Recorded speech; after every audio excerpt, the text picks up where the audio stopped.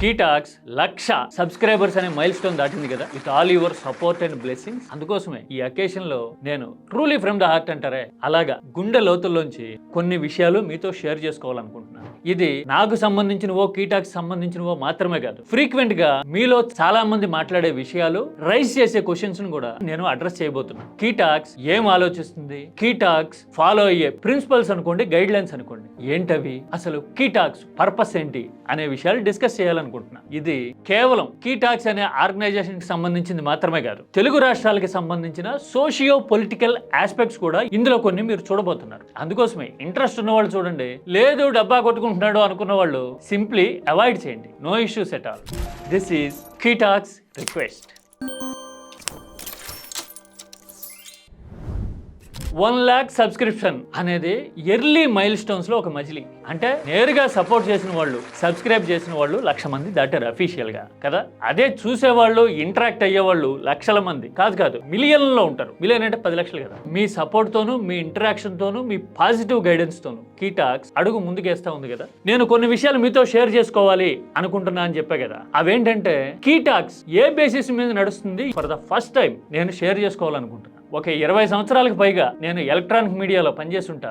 ఒక 3 ఛానల్స్ ని news head గా లీడ్ చేస్తుంటా. తెలుగులో 24 అవర్స్ న్యూస్ ఛానల్స్ ఎవాల్వ్ అవుతున్న టైంలో రవ్వంత ముందుగా నేను మీడియాలోకి అడుగుపెట్టుంటా. అంతకు ముందు నుంచే ఎప్పుడు స్టూడెంట్ గా ఉన్నప్పటి నుంచి కాలేజ్ డేస్ లో కూడా నాకు జర్నలిజం అన్న, మీడియా అన్న ఒక రకమైన క్యూరియాసిటీ, ఇంట్రెస్ట్ ఉండేది. నేను రెగ్యులర్ గా చాలా విషయాలు ఫాలో అవుతూ ఉండేవాడిని. ఇప్పుడు నా ఫ్రెండ్స్ చూస్తే కనుక కాస్త ఇబ్బంది పడతారేమో కానీ ఒక ఎక్స్పీరియన్స్ చెప్తాను. బస్సులో డైలీ సర్వీస్ చేస్తా ఉన్నప్పుడు గురువారం వచ్చిందంటే చాలు మా గ్యాంగ్ లో చాలా మంది రామచిలకలు, అభిసారిక లాంటి బుక్స్ కొని టెక్స్ట్ బుక్స్ మధ్య పెట్టి చదువుతూ ఉండేవాళ్ళు బస్సులో. నా దగ్గర మాత్రం ఇండియా టుడే లాంటి మ్యాగజైన్ ఉండేది. రాజ్యాంగ ఏం రాశాడు, ప్రభు చావ్లా కవర్ స్టోరీ ఏమిస్తాడు, శారదా ఉగ్రా ఈసారి క్రికెట్ గురించి, సచిన్ కెప్టెన్సీ గురించి ఏం రాస్తుంది అనే క్యూరియాసిటీ ఉండేది. ఫాలో అవుతా ఉండేవాడిని రెగ్యులర్ గా. బహుశా ఆ ఇంట్రెస్ట్ తోనే నేను మీడియాలోకి ఎంటర్ అయ్యాను. ఆ తర్వాత ఎకనామిక్స్ లోను, జర్నలిజం లోను, ఒక లాంగ్వేజ్ లోను పోస్ట్ గ్రాడ్యుయేషన్ కూడా చేశాను. చాలా మంది అడుగుతుంటారు నీ క్వాలిఫికేషన్ ఏంటి అని. బయో చూసే ఓపిక ఉండదు, ఏదో ఒకటి అనాలి, పోక్ చేయాలి అనే ఉద్దేశంతో మాట్లాడుతూ ఉంటారు కదా. వాళ్ళకు ఒకసారి తెలుస్తుంది అని నేను ఈ విషయం చెప్పాను. జర్నలిజం లోకి వచ్చిన తర్వాత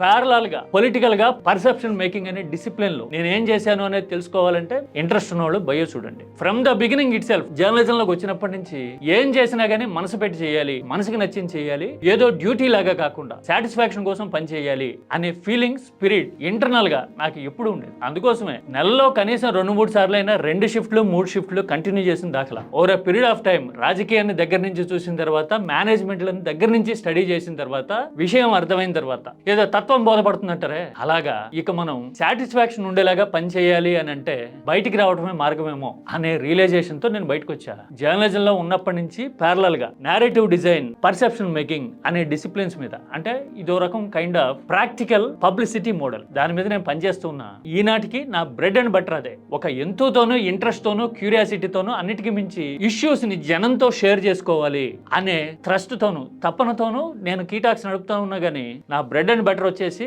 ఆ public perception making, narrative design అని వేస్తూ ఉంటానే, నేరేటివ్ ఎక్స్పర్ట్ అని. అదే ఎందుకంటే ఇందులో నేను సాధించేది కానీ నా సర్వైవల్ కానీ ఏముండదు. నేను బతికే మార్గం, నా సర్వైవల్ అదే. కీటాక్స్ ఎందుకని చాలా విషయాల మీద చాలా నింపాదిగా రియాక్ట్ అవుతుంది, ఏదన్నా విషయం బ్రేక్ అవగానే సెన్సేషనల్ అనిపిస్తూ ఉండగానే ఎందుకు మాట్లాడదు అని చాలా మంది అంటూ ఉంటారు. నేను one side of the coin చూపించడమో, లేదంటే జనంలో టెంప్టేషన్ ఉందని, క్లిక్స్ వస్తాయి, వ్యూస్ వస్తాయని వెంటనే దాని మీద పడాలి అని కీటాక్స్ అనుకోదు. ఒక రకంగా ఇది నో టెంప్టేషన్ అనే మోడల్. నో టెంప్టేషన్ అంటే ఈ మధ్యన వైజాగ్ స్టీల్ ప్లాంట్ లో ఘోరమైన యాక్సిడెంట్ జరిగినప్పుడు చూసుంటారు. 2 వెర్షన్స్ వచ్చిన తర్వాత ఓవరాల్ గా ఆ ఇన్సిడెంట్ ఇష్యూ ఎలాంటి ఒపీనియన్ క్రియేట్ చేసింది జనంలో, ఫ్యూచర్ మీద ఎలాంటి ఇంపాక్ట్ చూపిస్తుంది అనే విషయాన్ని మాత్రమే నేను మాట్లాడే తప్పితే వెంటనే పలానా వాళ్ళు కార్మికులను అవమానించేశారు లాంటి నేరేటివ్ ను మోసుకెళ్ళాలి అని నేను ఎక్కడ ఆరాటపడలేదు. అలాగే ఒక ఎమ్మెల్యే నగ్నంగా దొరికిపోతే మీరు కావాలంటే కీటాక్స్ చూసుకోండి, అతని పేరు చెప్పడం కానీ, ఆ విజువల్స్ చూపించడం కానీ ఎక్కడా చేయలే. ఓన్లీ ఇలాంటి పరిస్థితులు వచ్చినప్పుడు ఆ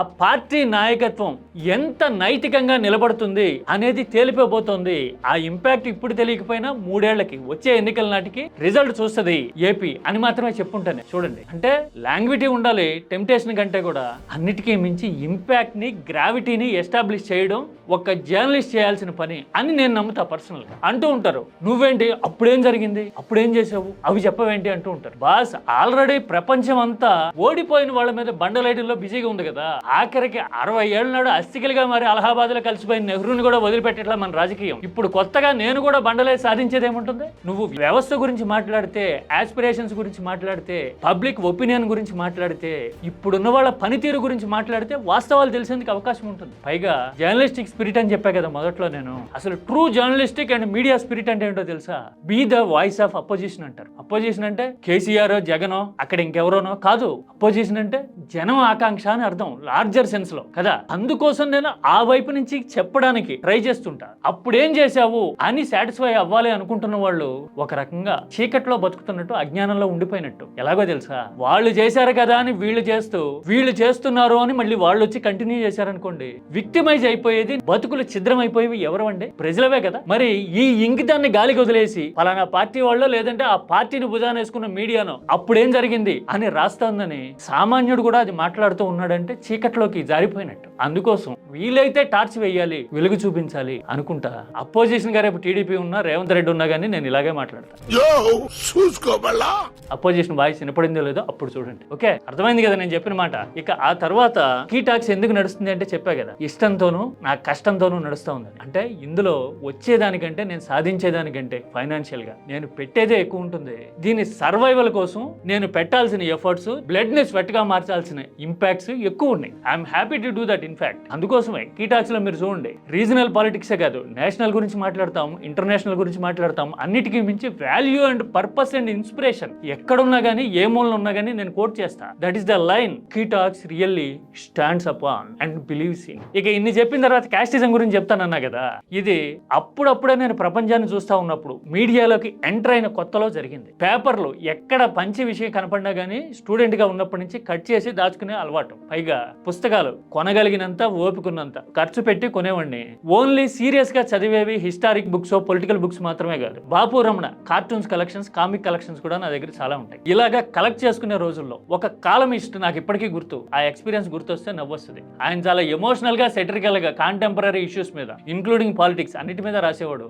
ఒకసారి ఎక్కడో రాశాడు ఆయన, కులం అంటే కూడు పెట్టదు, నీ కంట కన్నీరు కారుతుంటే తుడుచుకోవడానికి కచ్చీఫ్ కూడా ఇవ్వదు, అలాంటి దానికోసం నువ్వెందుకు రా పాకులాడతావు అని అర్థం వచ్చేలాగా ఒక సందేశం ఇచ్చాడు. కుర్రాడిని నేను చూసి భలే రాశాడే, భలే ఫ్లో ఉందా ఇందులో అని నేను ఇన్స్పైర్ అయ్యి అప్పటి వరకు ఆయన రాసిన ఇలాంటి ఆర్టికల్స్ కలెక్షన్స్ అన్ని కలిపి ఒక బుక్ గా వేశాడు. వేస్తే నేను సెలవులో హైదరాబాద్ కి తిరిగి వచ్చే దారిలో ప్రత్యేకంగా బుక్ స్టాల్స్ అన్ని వెతికి బెజవాడలో ఆ పుస్తకం కొనుక్కుని బస్ ఎక్కి పుస్తకం తిరిగేస్తా ఉన్నా, ఏదో ఊరేగింపు జరుగుతుందండి విజయవాడ హైదరాబాద్ హైవే మీద. ఏం జరుగుతోంది అని కిటికీలోంచి తల బయటకు పెట్టి చూస్తే ఈ కాలమిస్ట్ ఉన్నాడు చూసారా, ఈ కాలమిస్ట్ ఒక కుల సంఘానికి అధ్యక్షుడు అయ్యాడండి. ఆయన్ని సన్మానించి ఊరేగింపు చేస్తున్నారు అక్కడ. ఎంత సినిమాటిక్ గా ఉంది ఎక్స్పీరియన్స్. ఇది నా రియల్ లైఫ్ అనుభవం. నేను చూసి ఆశ్చర్యపోయా. అర్రర్రర్రర్రే మాస్టర్, మీరు ఇక్కడే కదంటే కులం గురించి రాశారు, మీరు సంఘం అంటే అర్థమైపోతుంది మీకు, సంఘం అధ్యక్షుడు అయిపోయారనమాట మీరు. అచ్చా, ఓకే, మీరు ఇప్పుడు రాష్ట్రం అంతా అమీర్పేట నుంచి వెళ్తారనమాట, మీరు పక్క రాష్ట్రంలో ఉన్నా గానీ ఇక్కడ భలే పట్టు బిగించారే అని చెప్పి నేను ఒక రకమైన డిసప్పాయింట్మెంట్ తో, నగ్న సత్యాన్ని చూశాను అనే ఫీలింగ్ తో ఆయనకు ఉత్తరం రాశా. ఆ తర్వాత ఎక్కడో కనపడినప్పుడు కూడా చెప్పా. అంటే చూడండి, ఎదుటి వాళ్ళకి చెప్పేటందుకే నీతులు, కులం విషయం వచ్చేసరికి మన మైండ్ సెట్స్ ఎట్లా ఉంటాయి అని చెప్పడానికి నా ఎక్స్పీరియన్స్ అనేది నాకు ఇప్పటికీ ఐ ఓపెనర్ గా కనపడుతుంది. అఫ్ కోర్స్ ఆ తర్వాత అలా ఉండే వాళ్ళని ఇంకా చాలా మందిని చూశాను అనుకోండి దగ్గర నుంచి. అందుకోసమే కులానికి సంబంధించిన ఏ ఆస్పెక్ట్స్ అయినా గానీ జనానికి అర్థం కావాలి. స్వార్థ రాజకీయంతోనో, లేదంటే గనక అమాయకమైన ఫీలింగ్ తోనో, ఎవరో చెప్పే మాటల్లోనో పడిపోతే గనక భవిష్యత్ ఆ రొచ్చులో పడి కొట్టుకుపోతుంది తప్పితే